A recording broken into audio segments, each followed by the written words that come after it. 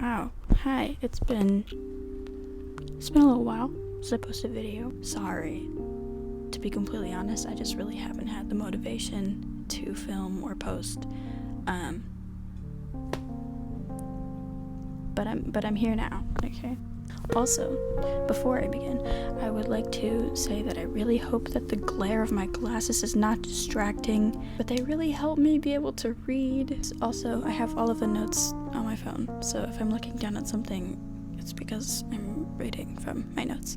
Today we're going to be talking about Richard Chase. Richard Chase was born on May 23rd, 1950 in Sacramento, California. So Richard Chase didn't have like a super abnormal childhood, which is uncommon for serial killers. It was an unstable household. His parents divorced eventually, but it wasn't ever really abusive. Richard Chase is known as the vampire of Sacramento, which is telling.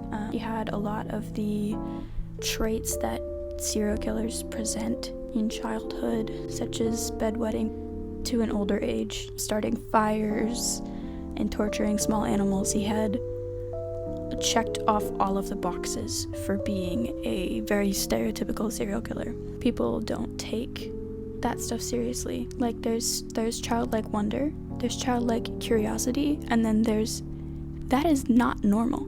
That is absolutely not normal. I mean, correct me if I'm wrong, I'm not a psychologist. I don't think that's normal. I didn't.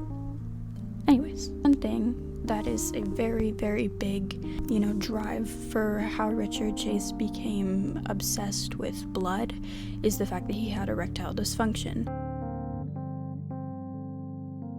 And so he figured that the only way to fix his erectile dysfunction was not to consult a doctor, but he thought he needed more blood, and that the way he would get more blood is by drinking it. So, a lot of his neighbors grew concerned because a lot of cats had gone missing in their neighborhood, and what Richard Chase was doing was he would kill the cats and then drink their blood.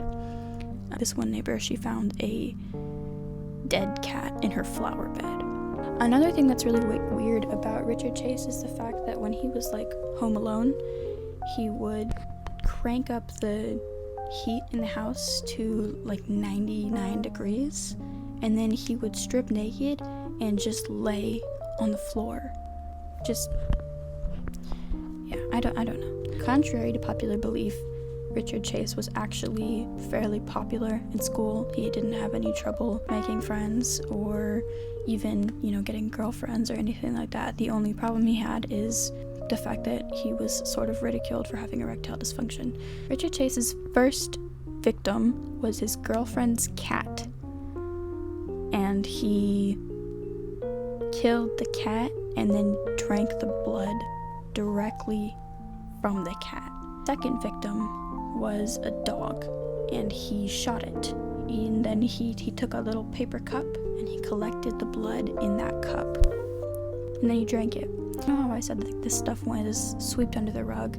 Because Richard Chase had been to the hospital, and doctors had said, oh, he's fine, he's just kind of weird, but he'll grow out of it.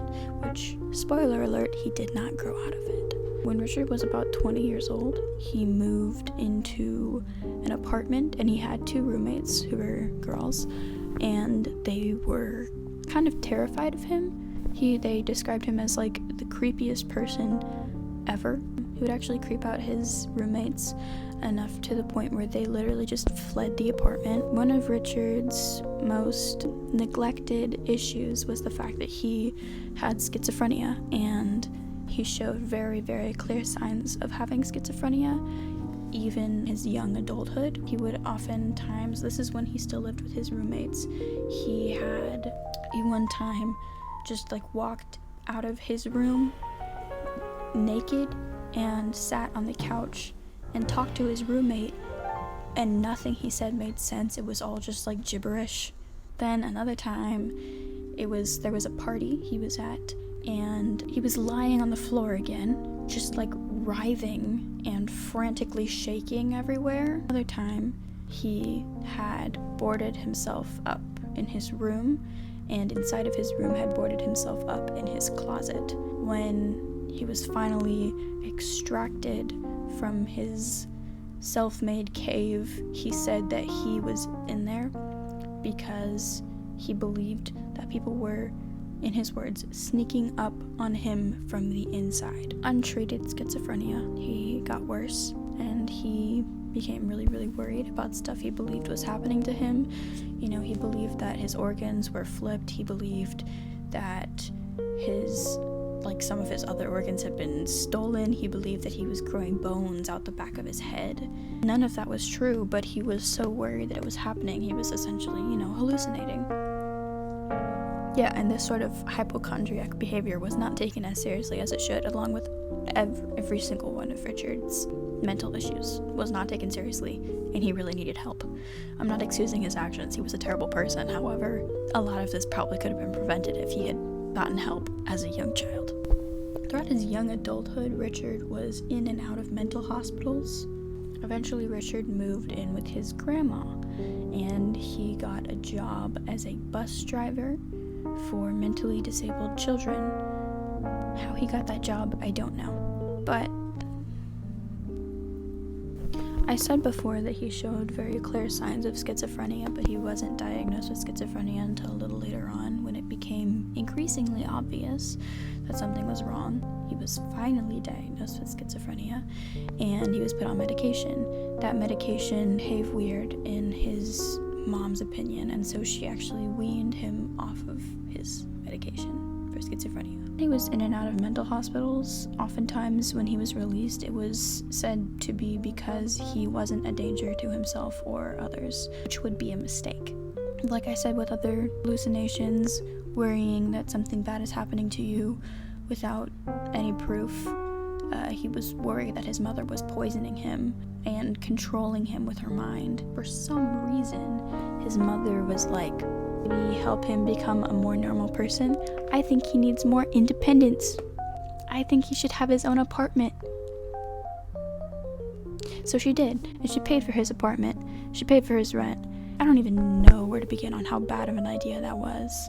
Richard would do this thing where he would bike down to the animal shop near his house, and he would buy a rabbit, and then he would take it home and he would kill it, and then he would drink its blood or put it in the garbage disposal and then drink the remains that were in the garbage disposal. At some point, Richard was very worried that he had accidentally consumed a rabbit that had consumed battery acid, and that acid would burn through his stomach, and he decided that he should inject himself with clean rabbit blood, and that would solve him being poisoned by the battery acid rabbit blood. Instead gave him blood poisoning, and he was admitted to the mental hospital again. While he was in the mental hospital, he actually escaped, just ran out the front doors. He was caught very soon after, and then he was transferred to a more secure mental hospital. While he was in said mental hospital, all he talked about was blood, and he was given the nickname Dracula. One time, Richard was in his room, and someone came to check on him. What he had done was he had been killing birds on his windowsill. He had been killing birds and drinking the birds' blood. And when that person came in to check on him, he had bird's blood all over his face, and his excuse was, "Oops, I cut myself shaving on accident." What an excuse. Anyways, September 29th, Richard was released from said high-security mental hospital against the advice of every single person in that mental hospital except for his own doctor. Again, his doctor was like, "Oh, he's just weird.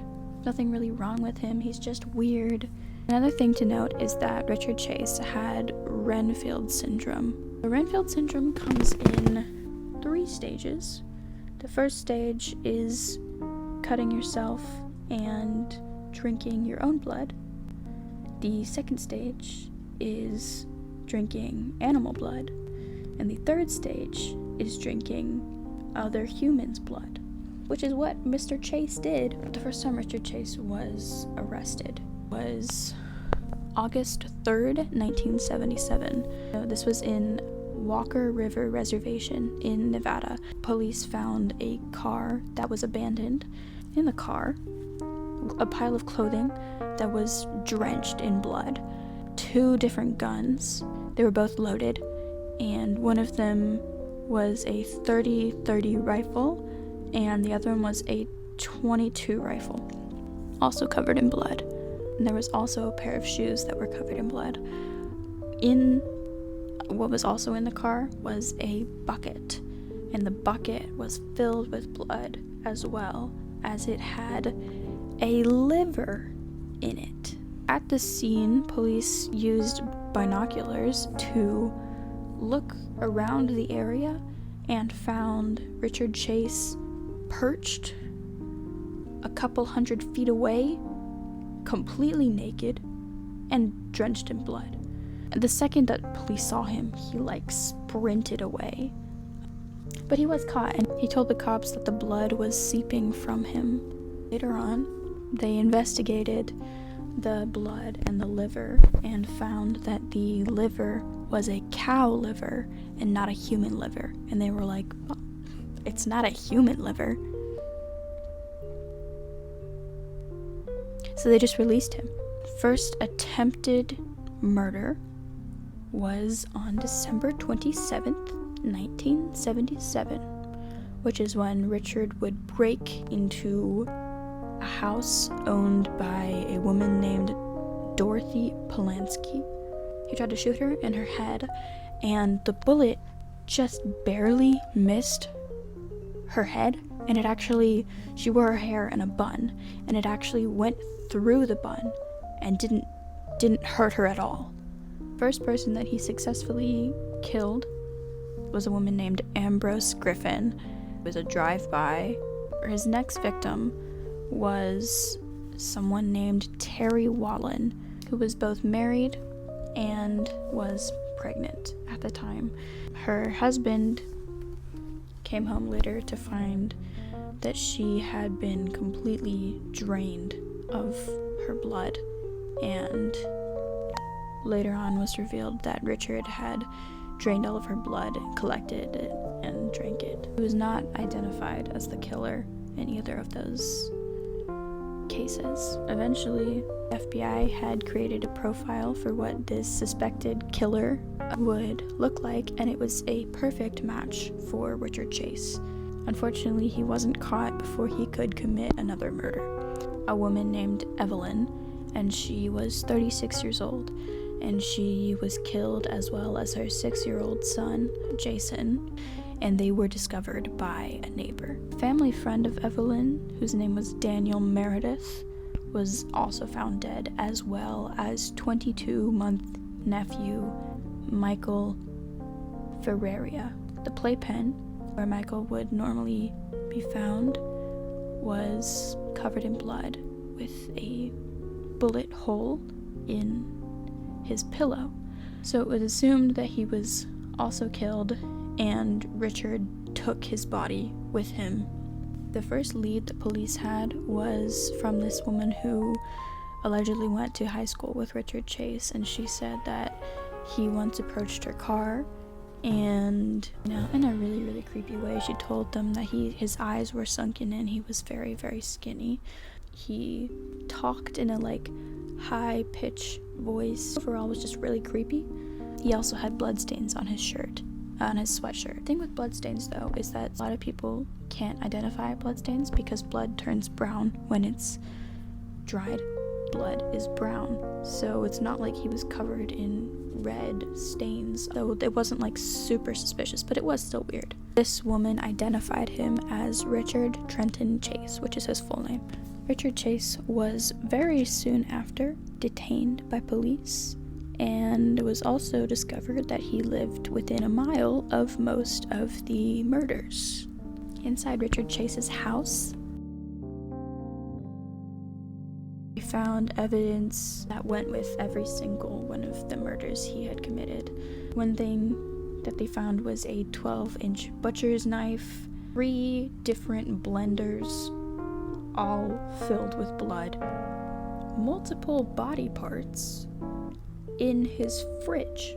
Another very interesting thing is that Richard Chase had a calendar on his wall, and he had marked a certain day and said today, dates of the Wallen and Miroth murders. What was later found in a lot was a mummified and decapitated 22-month nephew of Evelyn Miroth in a box. He was in a box. Chase's trials began in 1979, to which he would plead not guilty by reason of insanity. If you know anything about pleading not guilty for a reason of insanity, it is, first of all, very, very hard to get away with, especially if you are mentally sane. Second, you cannot have premeditated murders. You can't plead not guilty for reason of insanity if the murders were premeditated. Third, a lot of people who have committed heinous crimes and pleaded not guilty for reason of insanity assume that they'll just sort of be let off the hook or will be given a less sentence because they weren't, mentally sane at the time of their killings. Rather than being put in a prison, you would most likely put into a very secure mental facility that would sort of serve the same way a prison would, which would be even worse if you are mentally sane, because those places can be incredibly terrifying to live in, and even more so if you are sane. Richard Chase tried to plead not guilty for reason of insanity, but he was later deemed sane and was found guilty on all 6 murder counts. Something that was, however, rude is that even though Richard Chase did such evil things, whenever he would walk around neighborhoods and such, he would check if doors were unlocked, and if the doors were locked, he was like, oh, well, I guess that means I'm not welcome here, and he would just move on. The end of Richard Chase's life comes with when he was finally put on medication for his schizophrenia after his conviction. Instead of taking said medication, he collected it until he had enough to overdose and commit suicide. He was found dead from said overdose in his cell in December of 1979. So that is the story of Richard Chase, a man who suffered from severe mental illness that went untreated for too long.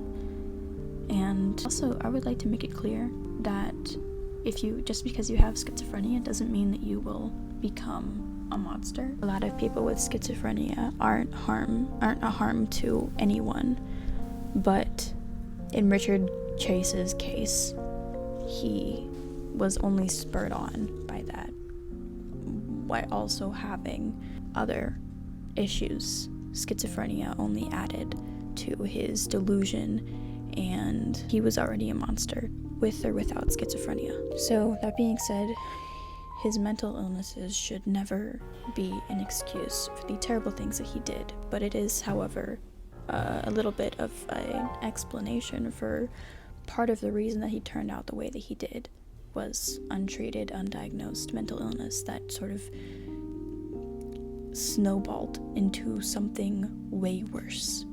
The point where it was too late. And I guess not that someone's life story can really teach you a lesson.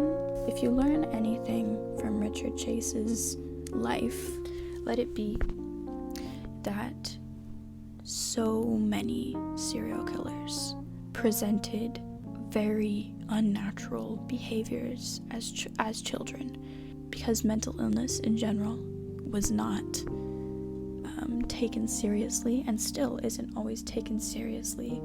These people could get away with not being diagnosed, not being treated for those illnesses, and it gets worse. Mental illness should be taken very seriously, should not be swept under the rug. If you suffer with mental illness and you can afford to get help, it is very important that you do. However, it's also understandable if you can't afford it, because especially in this country, goodness gracious, it's not very accessible. Another thing about America specifically, that it was very easy for someone like Richard Chase to attain guns, which should not be. It shouldn't be that easy. I mean, obviously in America it's incredibly easy to get a gun. I know, because I live here. Yeah, you can't really pinpoint one reason for how Richard Chase became the way he was, but it was really all a combination of a lot of terrible environments he was in, untreated mental illness, undiagnosed mental illness, and the fact that he was sort of destined to be a monster. And that's exactly what he became, and hurt so many people. Take mental health seriously, to take mental illness seriously, to not sweep things under the rug because you're worried about, how taboo being mentally ill is, because you'd rather have people know that either you or someone you know is mentally ill than for them to continue being mentally ill without treatment. Don't ignore it. And if you have the capabilities to get diagnosed, to get medicated, to get treated for any mental illness that you have, it doesn't have to be as severe as schizophrenia. Please seek help. Please get the help you need. Please look out for other people. Make sure they get the help they need. Thank you for watching.